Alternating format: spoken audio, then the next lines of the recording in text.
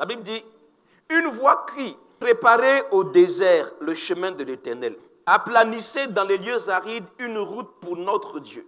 Donc, Dieu veut passer. Dieu veut aller en mouvement. Dieu veut se mouvoir. Dieu veut aller quelque part. La Bible dit, il faut un chemin. Il faut une route.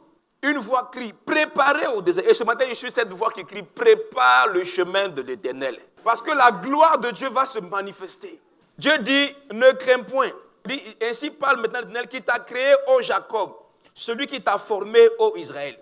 Ne crains rien, car je te rachète. Je t'appelle par ton nom, tu es à moi. Jacob est le petit-fils d'Abraham. Quand il naissait, comme tout enfant, les parents donnent un nom. Et ses parents l'ont appelé Jacob. Il était le cadet de 2 jumeaux. Son grand frère s'appelle Ésaü. Et Jacob était quelqu'un qui avait une grande destinée sur sa vie. Lorsque la mère Rebecca était enceinte, elle avait des douleurs.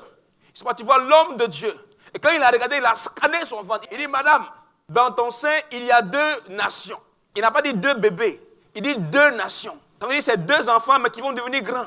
Et l'homme de Dieu précise que le plus jeune va dominer sur le plus grand. Le plus grand sera assujetti au plus petit. Donc il annonce des choses. Et c'est lui qui avait été choisi par Dieu. C'est lui qui devait perpétuer la grâce, la faveur, la bénédiction de l'Éternel. Que transportait son grand-père Abraham. Parce qu'à partir d'Abraham, Dieu va susciter une nation, une génération. Par laquelle Dieu va se manifester, Dieu va se glorifier. Abraham, après toutes sortes de difficultés, va enfanter un fils qu'on appelle Isaac. Isaac aussi, lui, va enfanter 2 fils, Jacob et puis Ésaü. Jacob était habitué, c'était un kenneur. Parce que le père qui devait lui transférer la grâce et la bénédiction, le papa lui préférait Ésaü. Et Jacob était aimé de sa mère. Mais c'est le père qui bénit. C'est le père qui introduit dans la destinée. Mais le père lui avait choisi Ésaü. Donc voici une situation qui était difficile. Pour que Jacob entre dans ce qui était à lui. Il y a des grâces, il y a des faveurs qui sont à toi. Il y a des choses que Dieu veut faire dans ta vie. Mais Jacob a essayé des stratégies pour pouvoir entrer dans ce que Dieu avait prévu pour lui. Alors il va commencer à voir son grand frère. Jacob comme il était toujours dans les jupes de maman, il a appris à faire les bonnes choses graines. Et donc, un jour que Ésaü, qui était un chasseur, va à la chasse, il est revenu bredouille. Il avait faim. Et son petit frère lui dit, bon, si tu veux, son frère qui était en train de préparer un plat de lentilles. Son grand frère lui dit, donne-moi ton plat de lentilles. Et Jacob dit, si tu veux manger mon plat, donne-moi ton droit d'aînesse. Et Ésaü va le céder. Ésaü va manger. Et après, Jacob va aller doubler son père en griffe. Il va se déguiser en son frère. Il va porter les vêtements d'Ésaü pour recevoir la bénédiction que le père voulait donner à Ésaü. Il a pris la bénédiction et il est parti. Parce que son grand frère, quand il est revenu, il voulait le tuer. Et il a fui.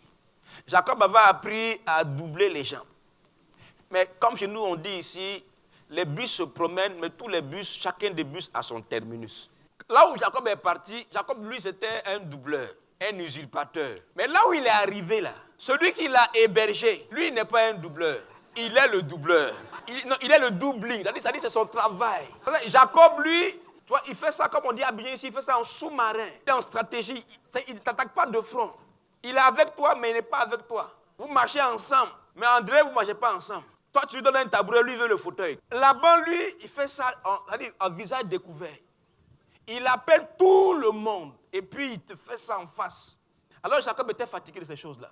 Mais c'est à lui que la promesse avait été faite. C'est à lui. L'homme de Dieu a dit, le plus jeune va dominer sur le plus grand.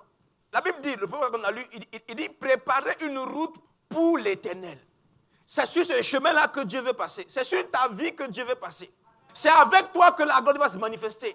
Mais le problème, c'est qu'actuellement, tu es Jacob. Il dit, je t'ai créé, ô Jacob.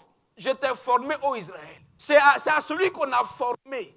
C'est celui qui a la forme requise que la gloire de Dieu se manifeste. C'est pourquoi dans le monde séculier, on peut prendre un individu. Peut-être avant, il était brigand, il était voleur, il était un gars bizarre. Quand il rentre dans une école de formation, on le forme. Mais c'est après la formation qu'on lui donne les armes, qu'on lui donne le diplôme, qu'on lui donne la capacité d'opérer les gens. Tu vois ce que tu me suis? Si on ne t'a pas formé, on ne peut pas t'habiller. Il y a une forme pour que la gloire de Dieu se manifeste. Il y a des choses que Dieu veut faire dans ta vie.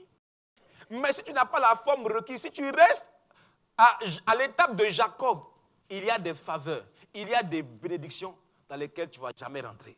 Quitte Jacob et deviens Israël. Il y a une dimension dans laquelle tu ne vas jamais rentrer si tu n'es pas formé. Il y a beaucoup d'appelés, mais il y a peu d'élus. Maintenant, entre l'appel et l'élection, il y a la formation. La formation du caractère, mais aussi la formation de la vision de Dieu. Une femme comme la femme sunamite, elle était à Sunem. C'est tellement que Dieu avait mis dans son cœur qu'elle allait avoir un enfant. Que Dieu allait la visiter. Elle était là où elle était, ça allait bien, mais elle n'avait pas d'enfant. Elle avait un soupir dans son cœur. Elle aspirait à avoir un enfant. Elle n'osait même pas l'exprimer. Tu sais, il y a des choses que tu n'oses pas exprimer, que Dieu voit. Et si tu sais avoir la forme qui sied, Dieu va agir au-delà de ça. Il dit, préparez au désert une route. Il dit, alors la gloire de Dieu sera révélée et toute chair la verra au même instant. Tu es sur le point de que la gloire de Dieu se manifeste dans ta vie, qu'elle soit palpable, visible au même instant.